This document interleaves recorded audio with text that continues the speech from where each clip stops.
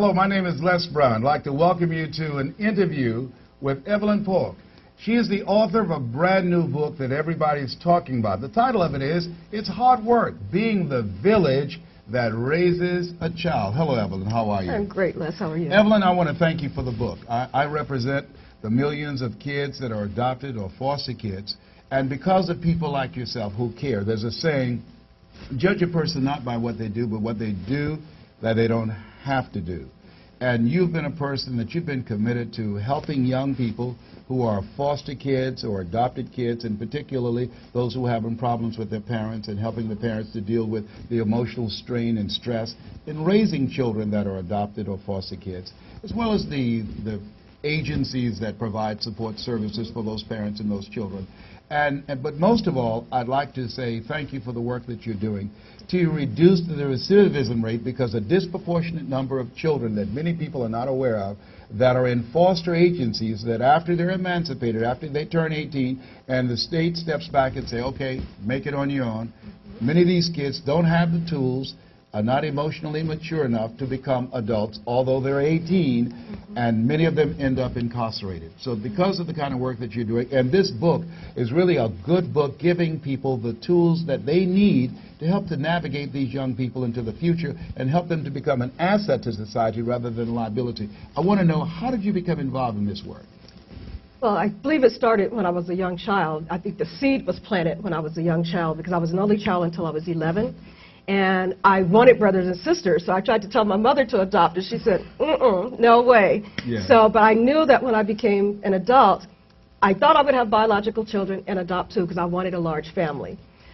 However, that did not happen. But out of graduate school, my first job was with an adoption agency. Yeah. Actually, out of undergraduate school was with an adoption agency. I was a clerical person and a case management assistant. And then when I got my graduate degree, I ended up in a county agency as an adoption social worker. So it was just all a part of the plan. Now, when you talk about that it's hard work, you have to really do this from your heart, and it's hard work, H-A-R-D. You're talking from personal experience. How many children have you adopted? I adopted 2, yes, and I did foster care for 2 others that were adopted by another family. And the 2, now, you had a set of twins? No, those were just some that I mentored and counseled. Okay, and they were identical twins. I met them, they're as different as day and night, just like you and your brother. Absolutely. And when you ask about them, you say, how's it? I said, mine is doing okay, but yours is acting up. Right, okay. Well, when you think about the work that is involved in this, what is the central message that you want people to know, and why is it that you found a need to write this book? One, it was therapy. Yeah, okay. But I think the other thing is I want... But wait a minute, what was therapeutic for you in writing it? Being able to talk about the pain, and to be able to just get out some of the misperceptions that were, I think, made of me because of the situations I found myself in with the kids, because my whole identity, my career, and everything was put on the line because of some of the perceptions that were made, because when the boys were acting out, people looked at me as if to say, what's going on? Yeah, they saw you as being responsible for their behavior. And being the bad person. Now, one of the things that parents deal with who adopt kids or take them in as foster kids, the moment of anger when they say, look here, you're not my mama, you're not my daddy, you can't tell me what to do. How do you tell a person to deal with that emotionally without losing it? I never would have thought about saying that to my mama, because I'd have been dead now. I'd have got a beat down. Maybe Brown did play that. Okay. Yeah. However, mine came out in a slightly different way, but it was basically the same thing. My son became a teenager, the oldest one. We were going into counseling. And in the middle... What happened that you needed to go into counseling? What didn't happen? Okay. There was a whole series of events. And but what do some of those things look like? Because people need to know, what are some of the things that can happen? Yes. Lying, and at this particular time he had run away from home. And we were doing a reunification plan because I needed a timeout. I felt he needed a timeout, and it's like, you need to be over there, I need to be over here. You're still my son, I still love you, but we just need some... When you say a timeout, what do you mean by that? We need a timeout. He stayed at a temporary youth respite facility for a few weeks. Okay. And we did some counseling. with to their work staff. through the problems of Right. the lying and the stealing and running away from home. Right, the running away from and home. did you resolve those things? Yes and no, but that's Yeah, another part of it. I mean, that's like a question like, are you pregnant? Yes or no? What do you Well, mean I by say that? yes and no because he's grown now, and I'm still his mom. Yes. And that's one of the things I want to point out. I'll come back to that. But in this counseling session, whatever the issue was that came up, he said, I wish I had never been adopted. I understood what he was saying. The therapist looked at me, you know, she was like scared that I was going to lose it. But I looked at him, and it brought tears to my eyes. And I said, you know what? I wish you had never been adopted, too. I wish the circumstances that brought you to the place where you had to be adopted had never happened, because I know there was a lot of pain in that. See, and I knew from here that that wasn't about me. Yeah. That wasn't about me. That was about him wanting to be where he had started growing up. Because I didn't adopt him until he was 9 years of age. So he had The had... mold was already set. Right. So But you're saying that the way that you did not go off and become angry with that statement and that act of disrespect was that you knew it wasn't about you. It was misplaced anger, Exactly. as many people say. Exactly. And so you didn't internalize that. Right. And so rather than react with anger, you responded with love and understanding. And that's part of what you do in this book. It's a handbook of how to become grounded and live in that kind of situation from the inside out rather than from the outside in, because most people just react with anger and say, if that's the way you feel, then consider yourself unadopted. And I hear it so much. I hear foster parents say, well, you don't have to be here. Yes. And that breaks my heart, because that's really not what the child is saying. But the caregivers are so immersed with all of their issues of rejection and fear, even though we have those, but you have to know where to put those. Now, it's a memoir. It's not really a handbook. It's just a story of what I went through, and hopefully by example of the way that I handle many of the situations, people will look and say, oh, that's a different way of approaching it. Well, and that's one of the things about the book, is that it's not just about mental stamina. It's about insight on how to begin to respond in a way that can best resolve and lead to a solution rather than exacerbating the problem. Right. But also how to take care of you in the process. What do you mean by that? How, even though there's a lot of pain, there's a disappointment, and how to not, as they say, not to throw the baby out with the bathwater.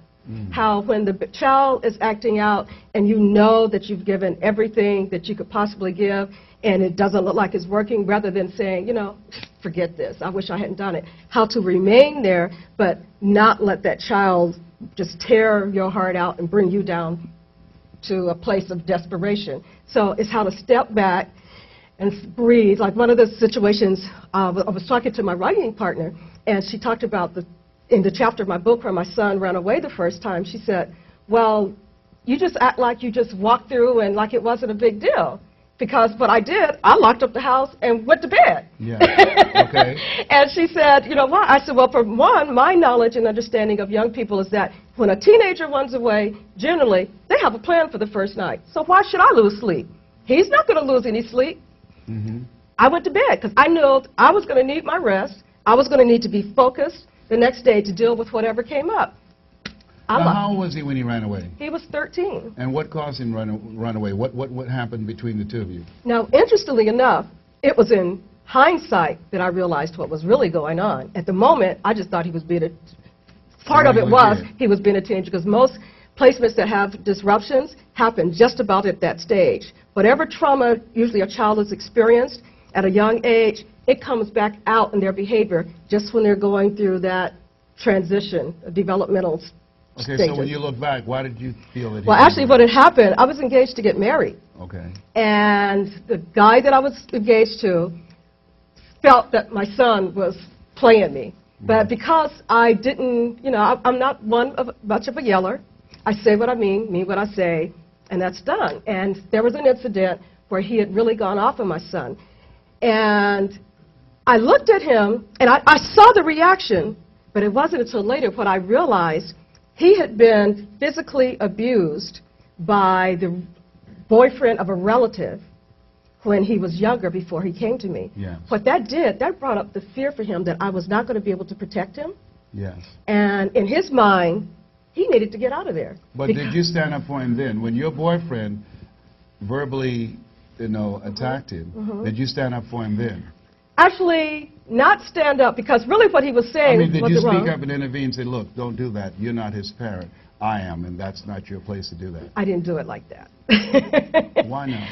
One, because I wanted him to respect that, for one, he was going to be a part of the family, and that he needed to respect it. And I realized then we had different styles of parenting.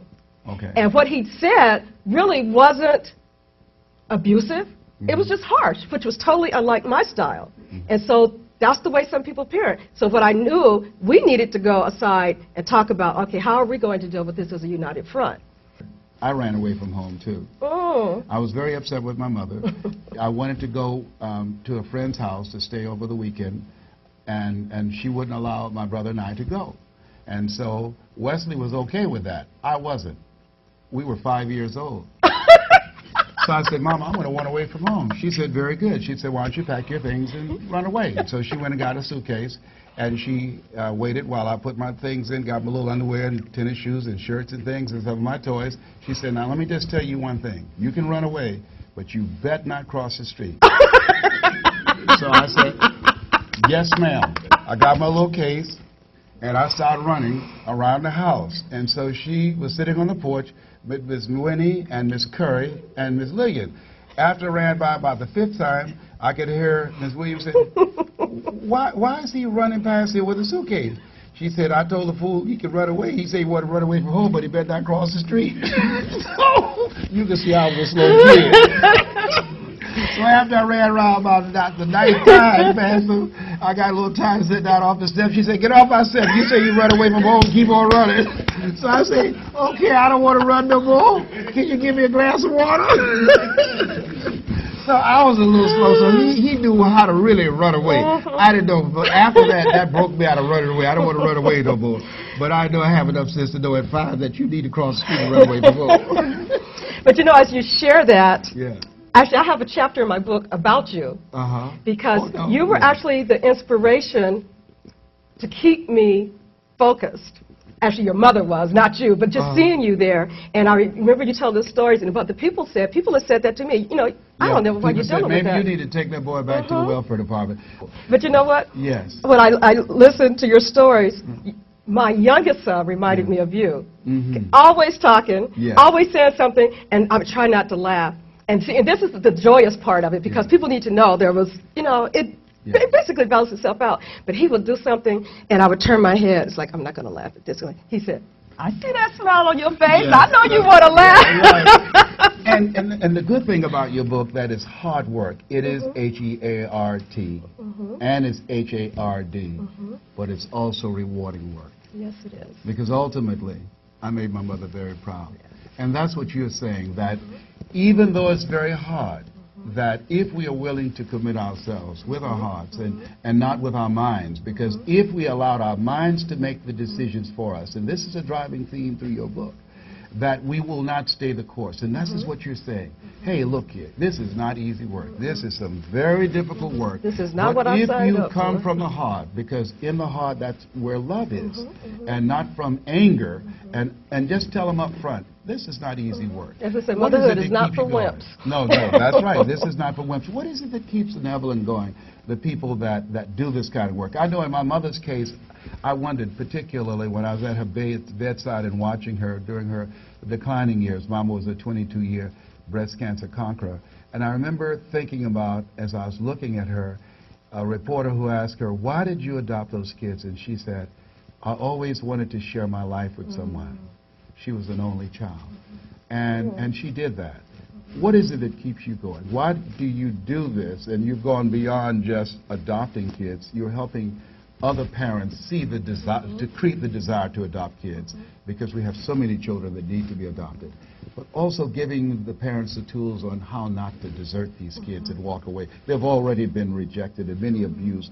What is it that keeps you doing that? Why is this your reason for being? There are 3 things, and one of them I really just discovered this morning through a process when we did our workshop.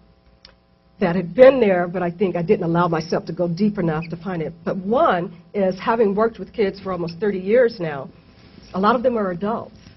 And I see what the impact was in them becoming adults, the ones who made it and those who didn't. And the first part of my book, the book is in 2 sections. The first part is entering the village, and it talks about my experience with young people that I didn't bring home, but they were still in my heart. But some of the young people actually wrote a chapter just to talk about what it was like for them as a child, with me being in their lives. And that was so touching to me, and I cried because some of the things I wasn't even aware that it impacted them the way it did. Yes. So I know, and they say that it influenced them to be where they are. I mean, we're talking about 35-year-old kids with wives and children. So you see the outcome, and now you see the possibility. Right. So you're saying, because I've gone through the struggle and all the difficulties of what it takes to be a foster parent or an adoptive parent, and I can tell you that it's not hopeless. That you know, Mama used to say, as all old folks, a watch pot never boils, that judge not according to appearances when you see these difficult challenges that kids are going through, because some of them come through and they do extremely well. And make you very proud. And you know one of them, yes. my boy Kevin, yes, who graduated. He received our first Les Brown Heart of Dreams and Tenacity Award. And he had been in the system since he was 9 months of age, which really is an issue for me because he never got adopted. But that's a whole another story. But he still had someone that was consistent in his life, at least from the age of probably about 8 on up. But just the fact that there were people who were the village, his mentor. We have a set of greeting cards. Yes. And his mentor is with him on a picture. And he had been his mentor since he was 8 years old. So he graduated from college, and we were all there. And it was just touching, because I met him as a high school student, but here's someone who had known and stuck with him from the age of 8. And, you know, nobody would have thought all the little things that he was doing, that he would be a college graduate with honors. Yes. You know, that inspires me. But let me just go with the title. It's hard work, being the village that raises a child. And I always said, facetiously, if it take a whole village to raise a child, as we've heard, that's got to be a bad kid. Everybody got to beat that child. Wait, how many people was in your village? A whole lot of folks, But let's look at when you wrote the book, and this is for people that are in social agencies and giving them some insight, and also addressing the fact that many people are dealing with compassion fatigue. They're tired, they're drained. When you take in a child that you didn't bring into this world, or you're dealing with this particular target population, and many of these young people have a lot of issues because of drugs and alcoholism and sexual abuse and physical abuse. Why should people put themselves in that position? What support that will help these parents who say, okay, I want to do this, I want to take a child in? What support that's available to them to help them to make this happen? Actually, there's little. The agencies, once an adoption is finalized, usually there's no agency intervention. And that's why a lot of people don't adopt, unfortunately. If they're in the foster care system, there's a social worker that stays involved. There are all these little wraparound services that are available, and not many of them are really effective. Yes. That's a whole nother story. But what my thought is that if the village knows, the people who are working in the youth groups, the after-school programs, even the teachers, if they are aware, because that they are the village, if they are aware what's going on with this child, they're not going to be so quick to suspend this child. They're not going to be so quick to say this child can't attend this program. So my hope is that the village will be able to support the family, you know, that stuck their neck out there, and can be a support to the family, an extended family. Because a lot of times the extended family doesn't even support the adoptive family. It's like, well, you did it. You on your own. Nobody told you to bring those little kids in your house. Oh, I heard people say, maybe you need to take that boy back to the welfare department. Something wrong with him. He's cuckoo. I heard it. I understand. And so I want the villagers, the people in the village, to also understand and be a support to that family and to that child, so that that person doesn't see. I was a single parent, and it was crazy. And even with 2 parents, it can be crazy. So everyone needs to be able to take a part in that. You know what I'm getting also from you on this is that there are people who, because of tough economic times, as you know, there are some people who decide to take in kids because they can get a check. And what you're saying is, don't look at it from this perspective. Even though there's not a lot of help and assistance for you, that all of us have the capacity to contribute and to make this world a better place. As Horace Mann, who said, we should be ashamed to die until we've made some major contribution to humankind. And as you are aware, the statistics say that young people are 40% of our population, but they're 100% of our future. And all of us should see ourselves as being participants and have the opportunity, as your book talk about, to contribute, to participate, sometimes even just keeping the kids and giving the one who decided to be an adopted parent or foster kid an opportunity to have a night out or a weekend without the kids. Exactly. Or either, and that's part of maintaining your sanity. Yes. And finding someone that's willing. Because my two, somebody would say, I'll keep one of them, I'll keep that one, but that one you're going to have to take someplace else. Right. That was me. Okay. But then, look what happened years later. Okay? So when you talking about the tough times, the hard times, give me 3 things that people can do during the hard times. Would kids do things that break your heart, as I did with my mother?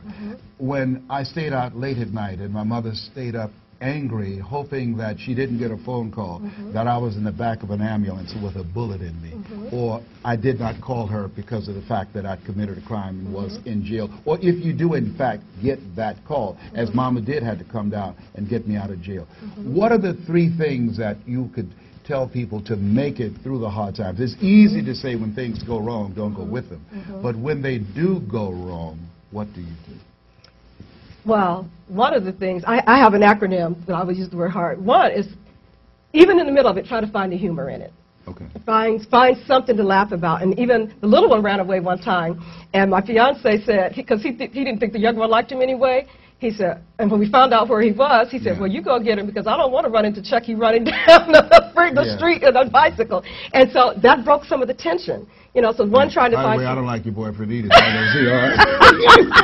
don't like him either. But go ahead, I understand Chucky, all right? Yeah, you feel good out here. All right. Come on, all you want to know his name. Come on. Yeah. But go ahead on that. So find some humor. I don't find that funny, but go ahead. What's number 2? The other is to have an ear. Keep your ear open for what's really going on. Try to stand back and say, okay, what is he really saying? What are they really saying beyond the words in their that they're coming out of their mouths? Yes. You know, so have an ear and to take that and just listen without even saying anything. You know, the A is to acknowledge. I'm upset, I'm disappointed, I'm scared for you. Let them know, because a lot of times we talk to kids from a place of just the authority figure and not a human, figure. And if the child really loves you, they're not going to respond to your more vulnerable emotions in the same way that they would your anger. Okay. Because in anger, they're just going to raise up their defenses and like, I'll fix you. Yeah. But when you say to them, I love you so much, and this is not what I wanted for you, and it really hurts me, and I'm disappointed. That's not the kind of life I want for you. They tend to hear you a little bit more. Okay. So acknowledge your own feelings. Yes. And what's the next step? The next step is to respect yourself by giving yourself the time that you need. Respect your needs. Like you were saying, take some time out. Go away for the weekend. Do something that you enjoy. Remember that you're human. Yeah, my mother used to go fishing, and she watched Animal Kingdom in the evening, and she got up in the morning, she smoked 2 Lucky Strikes. And that was the way she started smoking a little Lucky Strike and drink her little coffee. And she said, all right, y'all get up back there. And we had to get up, and that's how the day started. Had to make up your bed and clean up before you left. But she took that time for herself. She took that time for herself. Fishing was her thing, and looking at Bob Barker, The Price is Right, that was her husband. Her husband. Yes, right. So you're saying have the little rituals and things that allow you to escape so you can maintain your sanity. Right, that you don't get so involved that you think that's all you are as a parent. But you also talk about building a network of support.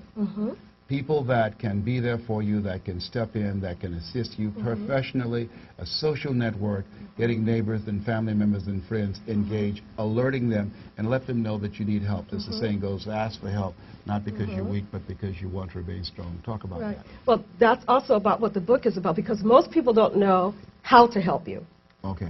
And most of them, because they wouldn't have taken these kids in the first place, are just going to sort of stand back and look at you. So I want the community to know, one, listen to the parent, and don't say, that's your problem. Right. But to listen, again, to have a heart, try to have an understanding of the child. Same things I want the parents to do, I want the community to do, to have an understanding so that they can be supported. I had really only 2 people that would take care of my kids. I would say, you know, bring them on over. But one of them didn't know how to handle it because they ran circles around. Right, okay, right. So you got to be selective of the person. You got to evaluate the person. And what the book does is tell you the process of how to do that and how you can, in fact, help. Because you're right, there are a lot of people who want to help, but they don't know how to help. What can I do? And some people, you got to really guide them and let them help in the way that is most suitable for them, because everybody can't keep the kids. Because when you come back, those kids might be jacked up. No, they might be jacked up, or the kids have jacked them up. Right, gotcha, yes. So as we begin to finalize this, thinking about the whole issue, we're losing so many young people today because of drugs, because of violence, and many of them don't have a vision of how they fit in the future. You have written this book that give parents and the professional people in the mental health agencies and the social agencies how they can play the supportive role in creating a network of support for these young people that many of them have been deserted and walked away from. But also the bigger thing here is that you're asking people to live a life of significance, to make a difference. I remember this movie by Jack Nicholson, as you know, that I love, about Schmidt, and he said, writing to a little boy named Nduku, when you die and everyone you know dies, unless you've done something significant with your life, it will be as if you were never born. And so with this book, you're saying that all of us have a role to have a life of significance by making some impact and making a difference in a child's life. Doing something special for a child's heart. Because For a Child's Heart is my organization that I started 15 years ago. And when I started it, I hadn't gone through the greater difficulties with my boys, and I said, little did I know when I started it, I would need it more than anybody else. Yes. So the book, you know, when you think about what it is you've done, this is Evelyn Polk. She has written a book that helps parents to deal with the issue of raising children who are not their kids physically, but they have adopted them or have them in foster care, and many of them have some challenges and difficulties, how to handle those things in the proper way, how to respond with love as opposed to react with anger and sometimes getting help. Right. But the professional people that are dealing with them, but taking into account their limited resources for many of these kids. And these kids need someone with a heart, and it's hard work. And that's like the fact that you're being real. And this is not easy work. It's hard, but it's worth it. Yes, it is. I'm the product of that. I'm the product of someone like you, and I just thank you so much for caring and having the kind of heart that you do. Rachel's weeping for her children. Rachel's weeping. She's weeping for her children.